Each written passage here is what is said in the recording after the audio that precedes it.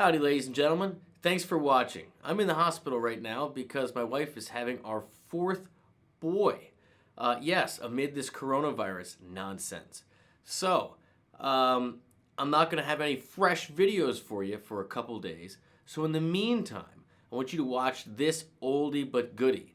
This is a lesson I made which I think all of you could relate to back before many of you were subscribing to this channel. So now that you're here, let me show you some stuff you probably haven't seen. And if you want to support this channel, if you like the way I teach, if you like the way I play, you want to get this thing in your hands and kind of do this with me the way I do it, I hope you'll consider clicking the first link in the description and joining me over at guitargate.com. You can subscribe for $10. You get all my courses, PDFs, jam tracks, all my lessons, and you can even post videos for feedback of your own playing, and you get priority for reaction requests. So thanks so much, and hope you enjoy this classic GuitarGate lesson. Thanks for watching.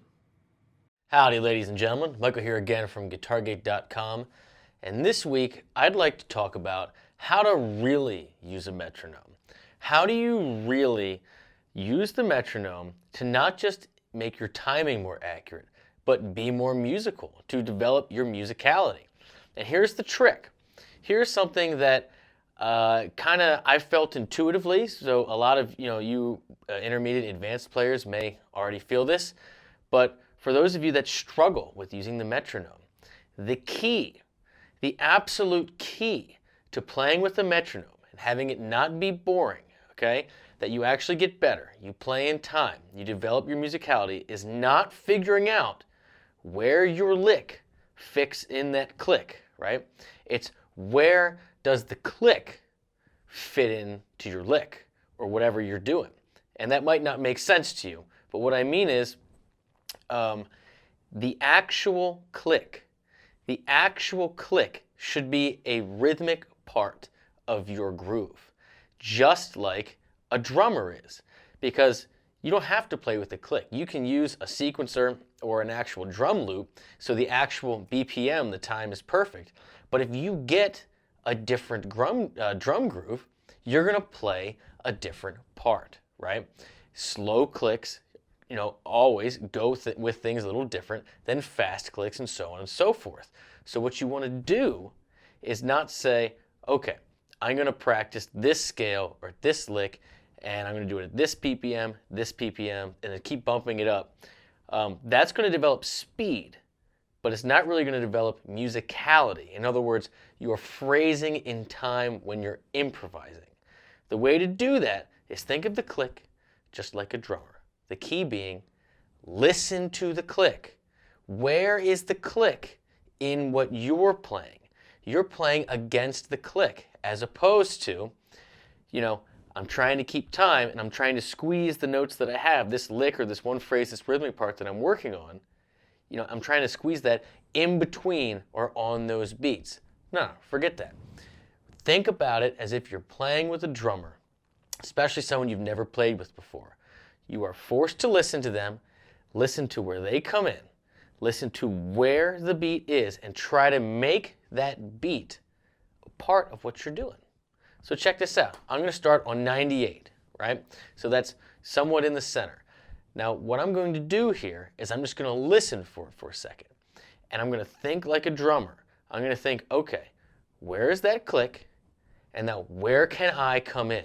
Rhythmically. I'm not even thinking about notes, just rhythmically. And then I'm going to start adding notes to it.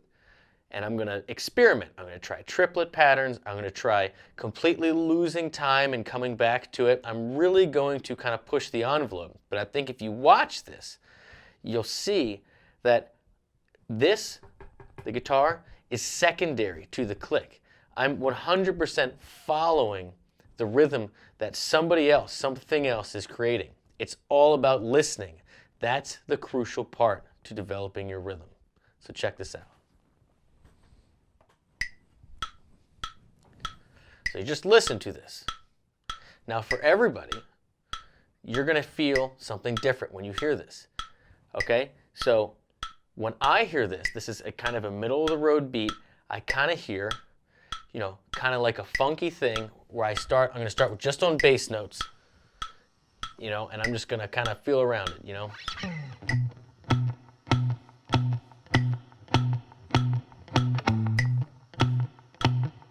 So I'm literally trying to make music with that click.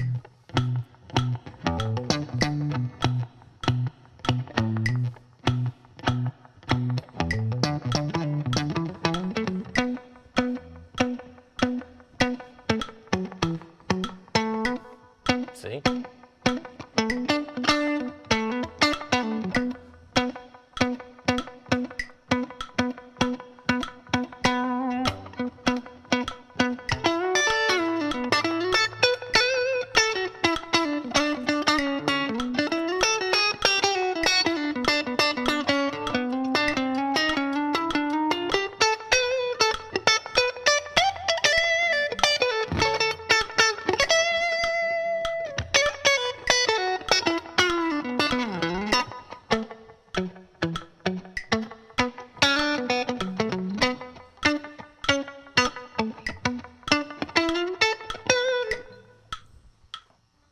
You see what I'm doing there? I'm not at all trying to work on a specific scale or a specific pattern and trying to increase my speed. That's how you use a metronome to get faster, to get more accurate. But to develop your musicality, to develop your sense of timing, you want to hear the click, think about what rhythmically you hear with that click, what rhythmic options, and then try to fit notes in that beat, in that sound. And now check it out. It's going to be different if you do different beats. For most people, the hardest one is to go very slowly. So let's jump it way down.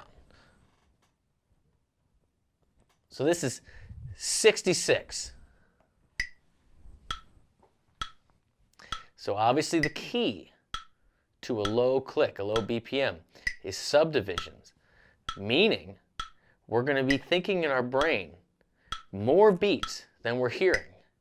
And that's how we're going to think our way through this. Same thing you would do is if you're in a band and you got a groove this slow, and your drummer's just sticking on 2 and 4, like kick and snare, and there's so much space to fill. When you feel it, you can't just be waiting for that, right? You'll get lost. You got to subdivide that in either triplets, eighth, or 16th notes in your brain, and then choose which one of those you're going to come in on. So when I hear this click, in my ear, right now, today, because again, this is based off improv, right? This is based off being musical to the click. I'm hearing like a boom, boom, boom, boom, boom, boom, boom, boom, boom, boom, boom, boom.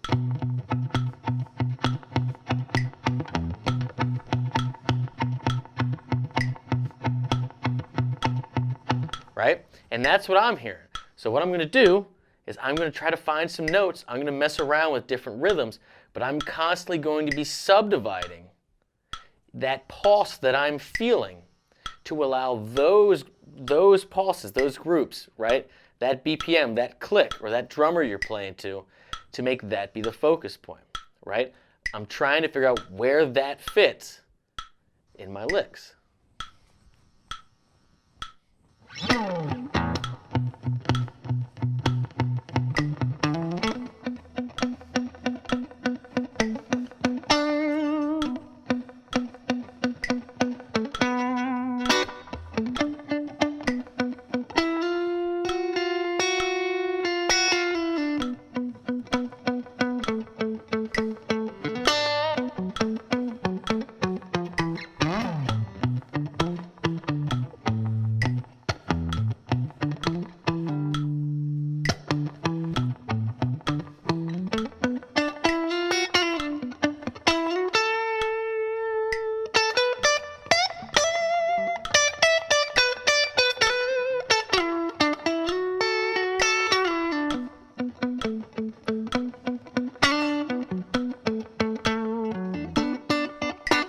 The other thing is really fast tempos, right?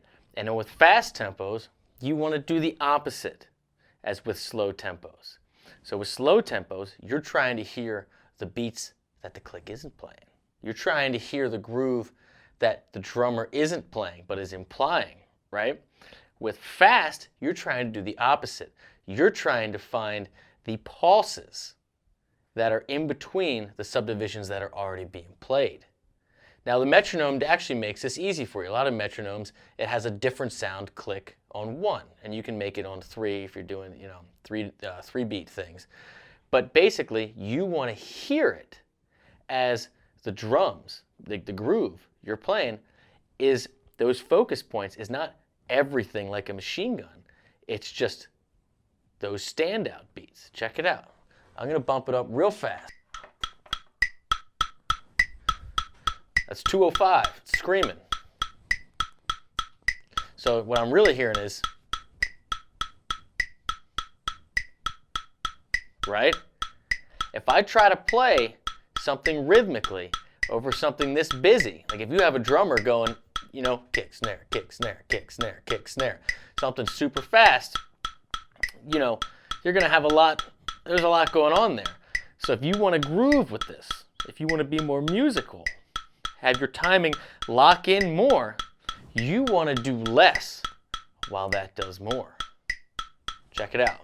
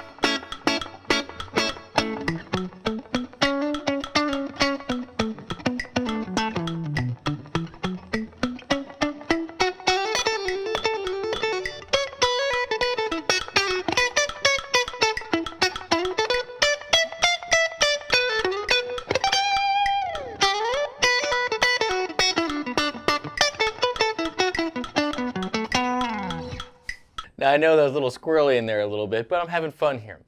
The point is that you're trying to prep yourself for when you're playing with the band. You're trying to prep yourself for when you're playing with a drum track in studio, right? Or with a drummer in studio. The point of the metronome is not just to work on one thing and increase or decrease speed to systematically get faster and more accurate. That's one way. But the main thing, the main way to have fun with the metronome, develop good timing and good musicality, is to improvise with it.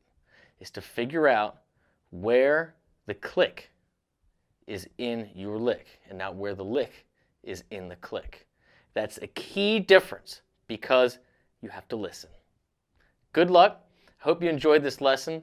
If you do, please tell your friends, like, subscribe, all those good things. And don't forget, I have all my step-by-step courses and lessons over at guitargate.com. I'd love to see you over there. Catch you in the next one.